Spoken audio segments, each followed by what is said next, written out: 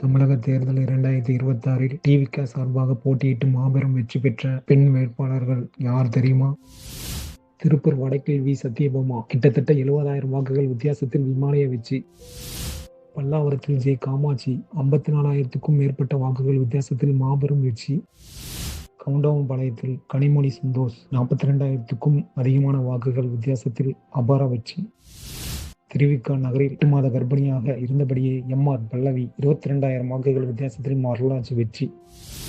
அவிநாசி தொகுதியில் 27 வயதான இளம் ஆசிரியை எஸ். கமலி மத்திய அமைச்சரை தோற்கடித்து அபார வெற்றி. சிவகங்கையில் ஏ. குழந்தைராணி 15,000 வாக்குகள் வித்தியாசத்தில் வெற்றி கொடி நாட்டியிருக்காங்க. சிவகாசியில் எஸ். கீர்த்தனா 11,000 வாக்குகள் வித்தியாசத்தில் மிரட்டலான வெற்றி.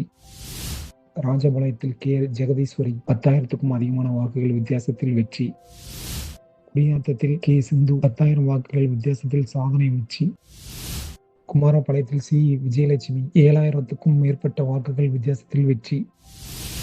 ராணிப்பேட்டையில் தஹீரா 5,000க்கும் அதிகமான வாக்குகள் வித்தியாசத்தில் அமைச்சரை தோற்கடித்து வெற்றி.